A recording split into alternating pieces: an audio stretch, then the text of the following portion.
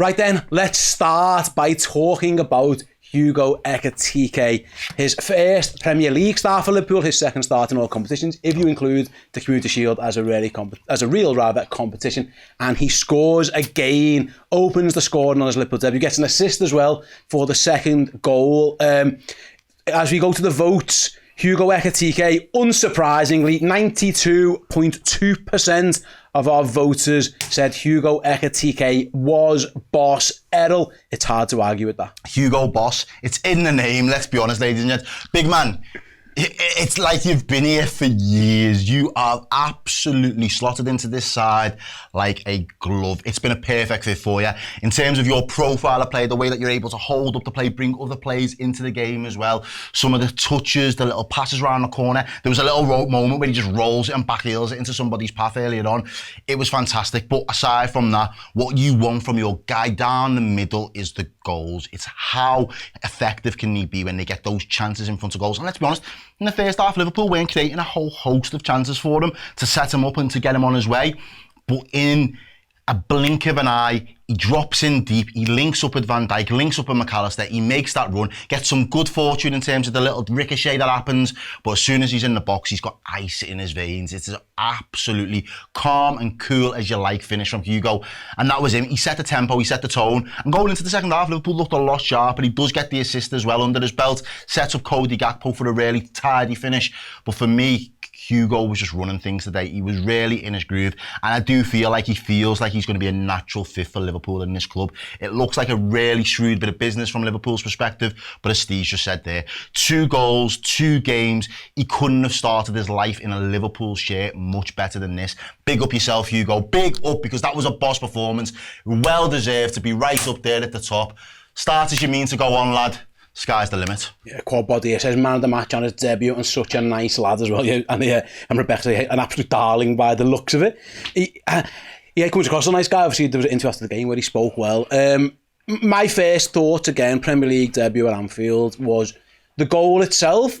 Listen, he gets a bit of good fortune, but you make your own luck. He's the one who makes the run and gets a little bounce of a ball. That's absolutely sound.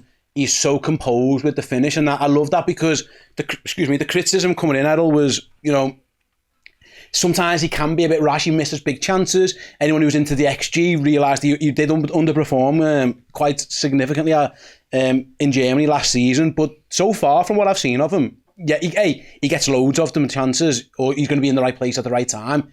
But that didn't look like a man who panics in front of goal or just lashes at someone. The easy thing there to do would actually be to blam it past the goalie.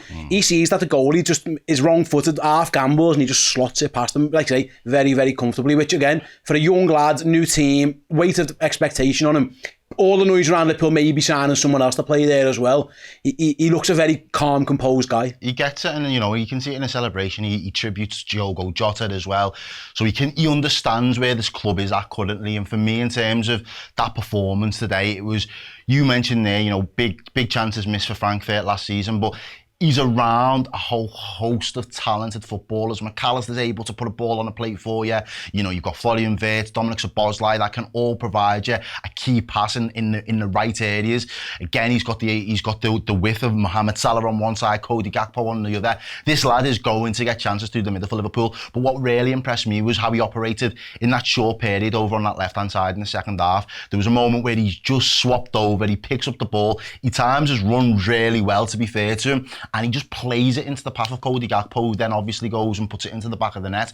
But again, it's the ability to be more than just a number 9, more than just a striker, be able to link things up, get other people into play. And for a lad with the size and the frame that he's got, he is going to be an absolute handful for defenders there. I know Bournemouth probably aren't the most set and the most stable at the moment in terms of their back line, with, I know we mentioned before, quite a lot of injuries and some changes in terms of their defensive personnel, but he ran them ragged in that first half, and it was noticeable. His absence in the second half, once he came off at around the 60-minute mark, was noticeable. There was a little bit of a drop-off. There wasn't really the same target presence to play the ball into and try and build up any real link-up play. And I think that's why Slot then eventually does bring Chiesa into the fold as well, to just try and add a little bit more potentness in terms of somebody in front of goal. But make no mistake about it, mate, if he continues like this, it is going to be very hard to displace him from the squad, because what he offers, not only in terms of the output, which is what we all want from our number 9, but in terms of his all-round play as well. He looks like a very highly intelligent footballer. He's good with the ball at his feet. He has got the quick feet as well that can make a pass, just drop a shoulder, play a little flick around the corner. He's got the tricks up his sleeve. So make no mistake about it, he is going to have a massive, massive season for Liverpool. And I think he's going to be one of those players that just becomes a firm fan favourite from the off, mate, because he just looks like he's one of them infectious players. If he's playing with a smile on his face, you know he's feeling himself. And when you've got the style, the flair, the haircuts, the outfits, the dances, you've got to produce the goods as well. And today, mate, he was top draw. And it was one of them performances where you're really happy to see somebody just get off the mark and start the Liverpool career so strong. And I just think this lad's just going to go from strength to strength, if I'm being honest with you. No, absolutely, mate. And a couple of more points from me. What I would say is that in 2 games now, Liverpool have gone way worse when he's gone off, and that's a credit. Like that, probably how good he's playing. Also, maybe a little look at, again, options. The manager definitely needs another centre-forward option. Liverpool, this idea of the 2 9s, 2 10s or whatever isn't really working yet. It's worked in the past, that in certain games, but right now I think Liverpool, they need another striker. We know who they want, but they've got to figure that out, because credit to him, when he goes off, Liverpool look way worse. And I think that's because he occupies defenders, he holds the ball up well. He's got both. He can bring it into play and lay it off, but he can also do the little flicks and tricks around the corner, and I think that keeps centre-halves guessing. We saw a little bit of that today. He's very calm and composed. That's what I've noticed. That's my biggest takeaway from 2 games of watching Hugo Ekitike. I probably watched them for a combined 140 odd minutes or whatever he's played over those 2 games. He is very cool, very calm, very composed, and all being well, that will continue. Now, he needs to get a bit fitter, obviously, because you want him on the pitch for 90 minutes, and if he can't do 90 minutes yet, I'm sure that'll come again. Disjointed pre-season, moving clubs, I'm sure that'll come. Being Eintracht Frankfurt fit might not be the same as being Liverpool fit, and he probably has to work on that, but I think he's a super player already. And when you're a striker and you come to a new club, the best thing, you just score goals, and we'll love you.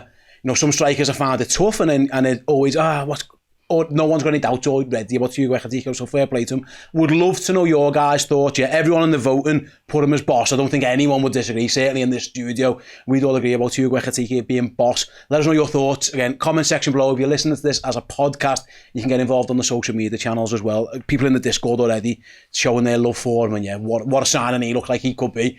But maybe another striker either, because don't want to be doing that all season, that is for sure. That was a clip from the Player Ranking Show. If you'd like to check out the show in full in either video or podcast form, simply head to redmenplus.com.